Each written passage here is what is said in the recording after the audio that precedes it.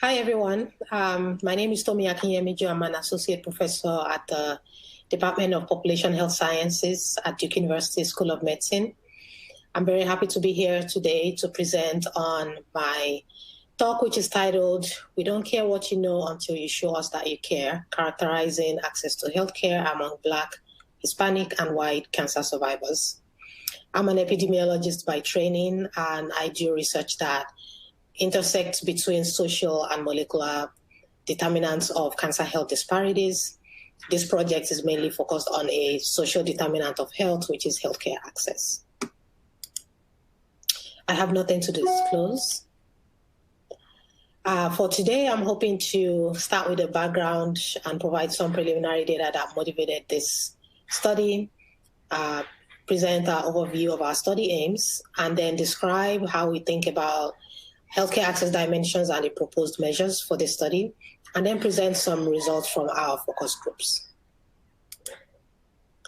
So according to the US SEER registry, ovarian cancer was diagnosed in about 22,000 women in 2018. While it is not one of the top most common cancers diagnosed, it does have a relatively low 5-year survival rate at about 47%.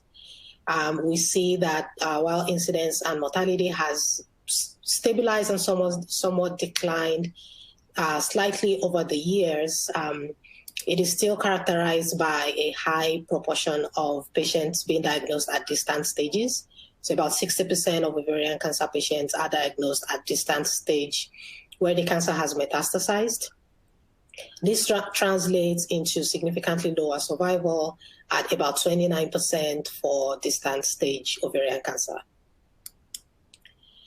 As we began our work on this topic, looking at the epidemiology of ovarian cancer by race and looking at health disparities, we were interested in looking at progress or trends in survival over time. And again, using the SEER registry, we examined 5-year survival rates among all patients, white and Black ovarian cancer patients, diagnosed comparing 1975 to 2009. We observed that there have been some improvements in 5-year survival during that time period, overall about 38% improvement. However, when we stratified this as analysis by race, we found that most of this or all of this improvement have been restricted to white patients who observed about a 43% improvement in 5-year survival in that time period, while Black patients experienced a decline in 5-year survival. We were interested in looking more into this surprising finding, and came across literature that have been conducted previously showing that for ovarian cancer, the disparity appears to be driven by treatment completion, so receipt of guideline adherent treatment, because when survival was stratified, was evaluated comparing Black and white patients, the main difference appeared to be between the patients that had completed the treatment and those that were not. So among patients that had incomplete treatment, we see significantly lower survival regardless of race. And among patients that has completed treatment, we see much higher survival rates regardless of race as well. This pattern is consistent with previous literature showing that as cancer becomes more amenable and treatment becomes more effective, that is the point where we start to see disparities emerge. And this has been described in the context of cancer amenability, where for non-amenable cancers like pancreatic cancers, where there are not highly effective treatments, we see very little racial disparities. But as treatment begins to improve, for example, for breast cancer and prostate cancer as most amenable cancers, that's where we begin to see the biggest disparity emerge. This appears to be the same pattern that ovarian cancer survival seems to follow. And as we began to think about access to healthcare and receipt of guideline adherent treatment, we came across the Institute of Medicine reports that described how quality of care differs among minority and non-minority individuals, and helped us think through how to conceptualize the question as the difference between a minority like a Black ovarian cancer patient and a white ovarian cancer patient can be understood by thinking about differences that may be due to clinical appropriateness and need, differences that may be due to the operation of the healthcare system, and differences that may be due to things like discrimination or biases.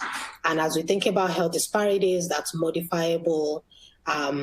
It's important for us to focus on the operation of the healthcare system or differences that may be due to discrimination. So non-clinical associated differences. And again, using the SEER registry, we were interested in exploring further this concept of access to care and how it may differ across racial groups and how this may contribute to differences in receipt of quality treatment and survival outcome. So using SEER, we examined area-level availability of healthcare resources. This was defined as the proportion of patients that had no healthcare insurance and the number of oncology hospitals, medical doctors, and gyne-onc per million in the geographic region where patients resided. We found that Black patients were more likely to live in areas that had a higher proportion of individuals with no health insurance. However, they were more likely to live in areas that had more oncology hospitals, more medical doctors, and more OBGYN per million compared to white patients. However, when we looked at receipt of surgical treatment among Black and white patients, we did not see that higher availability of healthcare resources translates to increased utilization of care. So despite living in areas that had more medical resources, we found that Black patients were less likely to receive surgery and radiation. And as a consequence of that, also experienced lower survival. So in other analysis that we did, we also found that there was no association between healthcare resource availability at the area level with either stage of diagnosis, surgery, or radiation among Black patients. However, among white patients, we saw that increasing healthcare resource availability at the area level was associated with reduced stage of diagnosis and increased likelihood of receiving surgery, radiation, and also lower mortality rates. In addition to looking at healthcare access as availability of healthcare resources, we also thought about other values that might be important to cancer patients. This include things like credentials, insurance, transportation, and distance. And when Black and white ovarian cancer patients were surveyed to ask about values that were important to them, Black patients were less likely to report that the doctor's credential was a value that was very important compared to white patients. But Black patients were more likely to report that insurance coverage, costs, transportation, distance, and problem scheduling visits were factors that were important to them in deciding who their clinician was going to be. Then we also asked about values in terms of related to beliefs and trust in their provider. And here we see really strong disparities by race, where white patients were much more likely to believe that their doctors were honest in telling them about different treatment options. White patients were more likely to have no worries about putting their lives in their doctor's hands, and were also more likely to have complete trust in their doctors. So this also translated to white patients more likely to rate the quality of their healthcare as excellent compared to Black patients. In terms of outcomes, we were also interested in non-survival outcomes, so patient-reported outcomes in the post-treatment survivorship period, shown here for fatigue, pain, and depression. These are measured using self-reports, and showing here that in addition to racial disparities that we observed from SEER in survival, there are also racial differences in self-reported fatigue, pain, and depression, with higher prevalences among Black compared to white patients. So this also suggests to us that, healthcare access is something that is not just related to availability of healthcare resources, since we actually see more resources in areas that Black patients live in. But there are other aspects as well that Black patients indicate as being strongly important to them, and that thinking about the impact of lack of access to care, we need to think about not only treatment and survival, but also other patient-reported outcomes such as fatigue, pain, and depression. So this background kind of formed the premise for our study, where we have three aims. The first is to fully characterize racial differences in healthcare access dimensions, thinking about healthcare access more broadly and more comprehensively than in previous literature. Second, looking at the association between healthcare access dimensions and ovarian cancer outcomes. This includes both the quality of the initial treatment, supportive care, and survival. And third, quantifying racial differences in patient-reported outcomes, in this case, looking at pain, depression, and fatigue. These are symptoms that are very common among ovarian cancer patients. So as an overview, we planned to do this study in two phases. First would involve using the SEER Medicare database to identify about 8,000 Black and white ovarian cancer patients, and characterizing only three dimensions of access to care among SEER Medicare using secondary linked data sets, and then to be able to fully capture the subjective or patient-reported aspects of healthcare access, to do a primary recruitment study where we recruit about 1,000 Black and white ovarian cancer patients, characterize healthcare access across all 5 dimensions, and then look at how those are related to initial treatment quality, supportive care, and ultimately survival and quality of life. For our 5 healthcare access dimensions, we think about it as affordability, which is related to cost and finances, availability, which is the type, quality, and volume of healthcare resources, accessibility, which is looking at the location of healthcare services, accommodation, which is addressing organization of services in relation to patients' preferences, and acceptability, which is getting at patients' attitude towards their healthcare provider.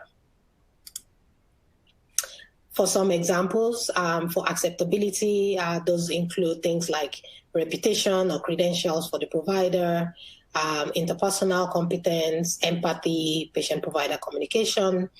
For accessibility, those are things related to location and distance, transportation, parking.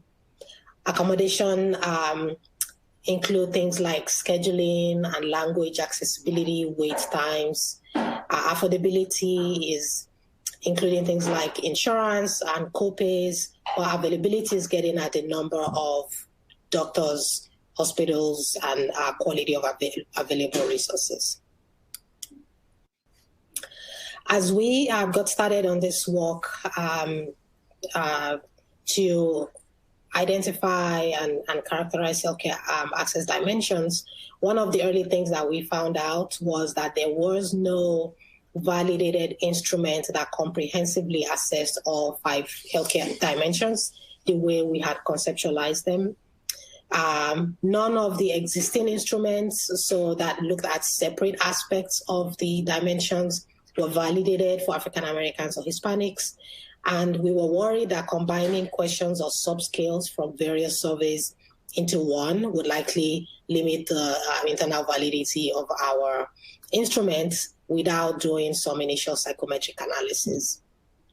So to address this need, we applied for an NCI supplement to our grant to fund the initial qualitative work and psychometric analysis to develop a healthcare access instrument.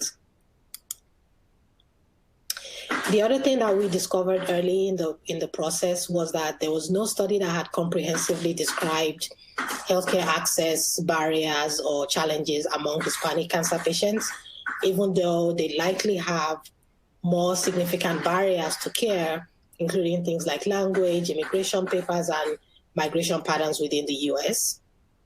And it's really unclear how healthcare access barriers might uniquely affect the quality of treatment and patient-reported outcomes for Hispanic patients.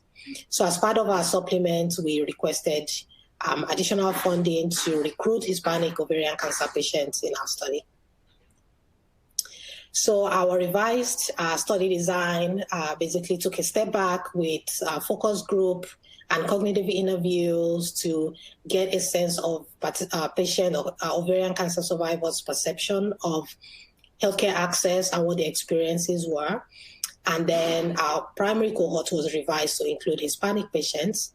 And then the goal is then to characterize the healthcare access dimensions, assess socio-demographic epidemiologic risk factors, collect some biospecimen, and then evaluate how those influence the receipt of guideline adherent treatment, post-treatment supportive care, and survival outcomes. For the formative work for our survey development, we realized pretty quickly that we'd have to do this iteratively. So starting from a thorough review of the literature to identify surveys or instruments that had assessed aspects of healthcare access, and then using that as a base for which we build the rest of our survey to inform that process and to make sure that we are developing an instrument that captures the experiences of minorities, specifically African Americans and Hispanics. We proposed and developed a focus group concept elicitation process where we recruit ovarian cancer survivors, it might include breast cancer survivors as well, that are white, Hispanic, or African American, and asked about their experience with their treatment journey for cancer and how they perceive healthcare access, and then using that to refine our survey and doing multiple rounds of focus groups, cognitive testing as we develop new questions, and then pilot testing the final survey material. So next I will present some results of our concept elicitation / focus group analysis. For this, our initial plan was to have 4 or 5 groups of cancer survivors in the Triangle area come into our office and have a very robust, lively discussion about healthcare access and what their experiences were. Unfortunately, our planning coincided with the start of COVID. And so once everything shut down, we had to change our plans and change our design to have virtual focus groups. So all of our focus groups actually happen over Zoom. We think that that may have influenced our results, because while we were planning to do significant outreach by going out to support group sessions and recruiting patients from our cancer institute, it became difficult to do the outreach work. And so we had to rely on people that were already plugged into cancer support groups. And those tended to be people that were more of higher socioeconomic status, somewhat technologically savvy, and could figure out and navigate their way around Zoom conferencing. So it's likely that our focus groups represent a higher SES group than average. But we did have 8 focus groups that occurred over the course of about 6 weeks. The first 2 groups were all African American cancer survivors residing in rural North Carolina. The next 3 groups are part of a Sisters Network support group, which is breast and ovarian cancer patients in Raleigh and Durham. And those were also mostly African American survivors. We also had a Hispanic cancer support group and a separate group of nationally recruited cancer support group participants, as well as 2 Cancer Institute patient navigators. As we recorded all the focus group interactions, and those recordings were transcribed. For the Hispanic focus group, that was actually facilitated in Spanish, and that was translated before being transcribed. The transcripts were all reviewed fully to become familiar with the data. And then a coding scheme was applied using codes that we had initially identified, and then those were reviewed by the study team. We then produced cross-tabulated results for each of the healthcare access dimensions and identified any new emergent codes. Some of the codes that were defined are listed down here and operationalized as factors that support treatment journey and those that negatively impact treatment journey. In terms of the overall our results of our healthcare access dimension coding, we found that of the 5 healthcare access dimensions that were probed during the focus groups, acceptability was the one that was mentioned by all 7 focus groups, and it was mentioned by far, way more than each of the other dimensions. So this issues related to acceptability came up about 41% of the time. Next was accommodation, which also was discussed in all focus groups, which came up about 20% of the time. And as we assessed each 5 healthcare access dimension and asked patients about things like, what do you think, what comes to mind when you think about access to care? Or if you had a choice in care, what are kind of the features that you would be interested in? Or what were the challenges that you encountered? And as indicated by the dark shades, issues around acceptability showed up regardless of how the question was asked. Again, lending support that this was one of the top factors on cancer survivors' minds. And then in terms of emergent codes, we found that in terms of codes that were supportive of positive treatment experiences, that having a support system was mentioned in all the groups and was mentioned by far the most times. And in terms of codes that were challenges that were negatively associated with treatment, we found that fear was the #1 issue that patients reported. So I will describe a few of the codes that came up during the focus groups associated with each of the healthcare access dimensions. So regarding affordability, patients' experiences included, a participant that had to leave work because of a diagnosis and was fortunate to sign up for Medicaid and then had their husband's insurance that took over. And a separate participant whose family went down to 1 income because of the diagnosis and because they were so sick they could not help physically at home, making the first year of their diagnosis being the most difficult.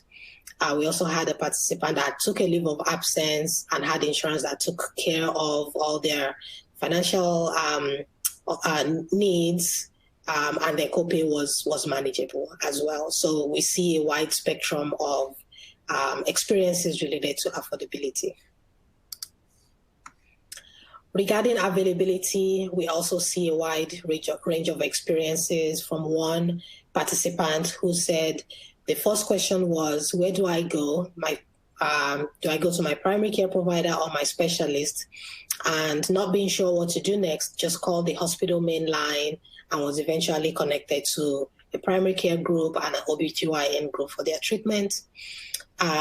In contrast to another participant who already had a long-term relationship with their primary care provider and asked him to lead them through the process. Regarding accessibility, an issue that came up with our rural participants was transportation. And, they described having a county transportation system, but because the bus left early in the morning and returned late at night, regardless of the time of treatment, that also became a challenge. And another participant who indicated that they were hearing, I will be sick with nausea, and with all the appointments being told someone has to be with you.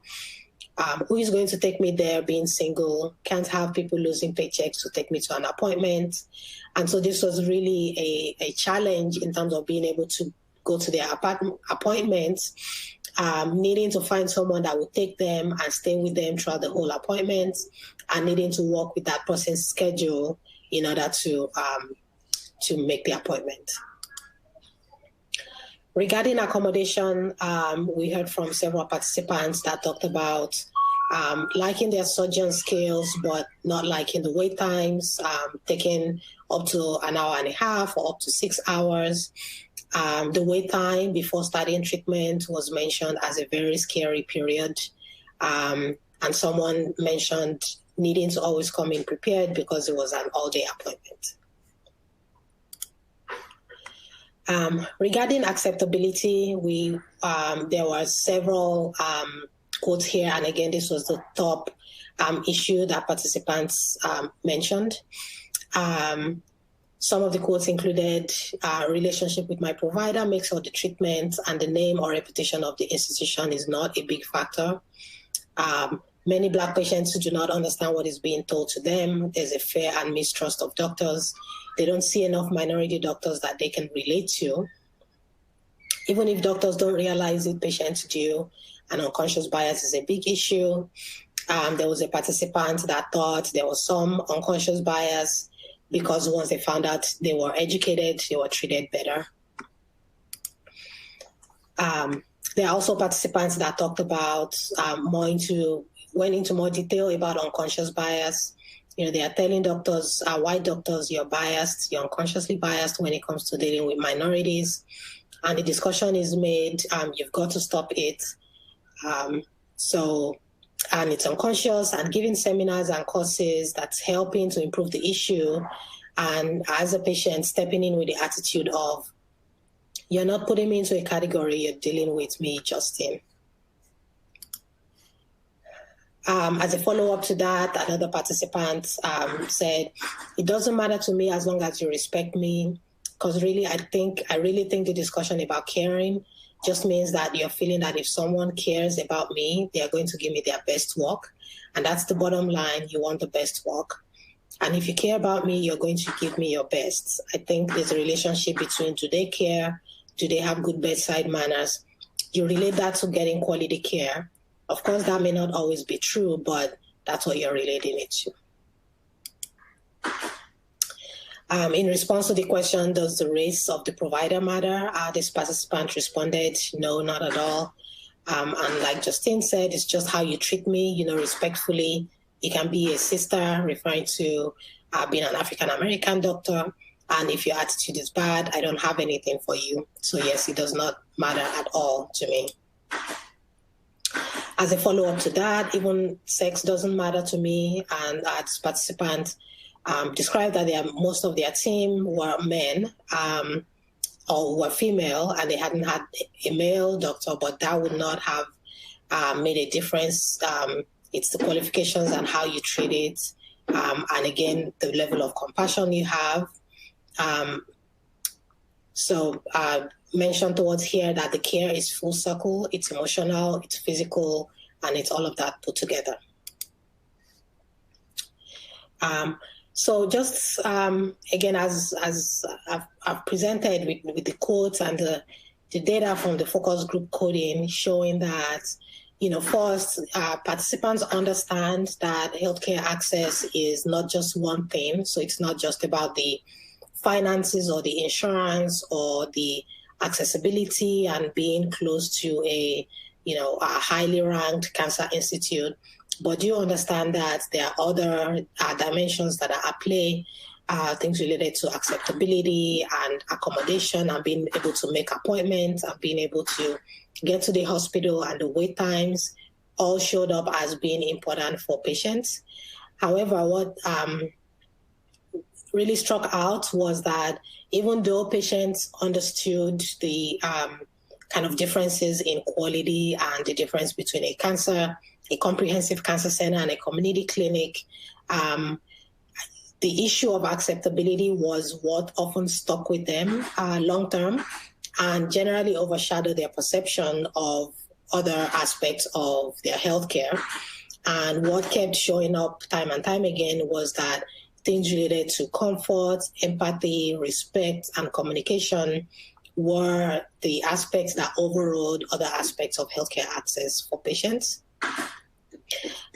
This suggests that really paying attention to creating psychologically safe environments for patients, especially when they are receiving a new diagnosis or at the beginning of treatment, should really be considered as a cornerstone of patient-centered high-quality care.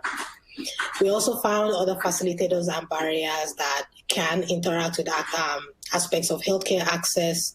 So having a strong support system seemed to be a key factor, having family members that would go with them to appointments and help them understand what the provider was saying. Faith also was a strong facilitator and giving them a sense of comfort in going through a difficult treatment journey. Fear came up as something that would be a barrier to accessing care and receiving quality treatment, in terms of holding people back from wanting to engage with providers or wanting to go in out of fear of getting a bad news. And also mental and emotional awareness, just being psychologically ready to go through this. The other factor that came up several times was a role conflict, where for participants that were used to taking care of people and were usually the main source of support for their family, now needing help themselves and needing to accept that role seemed also to be a barrier to care. So in summary, it appears that healthcare access is definitely a complex construct. It has multiple dimensions. Each one of the dimensions are important. However, in terms of the patient-provider interaction, this seems to have the most impact on patients' satisfaction with their care and just their psychological safety during the course of their cancer treatment. In terms of creating patient-centered high-quality care, this is actually one dimension of healthcare access that might be easier to intervene on by providing training for providers and not just the oncologist, but the entire healthcare team to be able to provide this empathetic, respectful healthcare system for patients. So with that, I would just like to acknowledge the co-investigators and trainees and staff that have contributed to this work, and also to acknowledge funding by the National Cancer Institute. Thank you.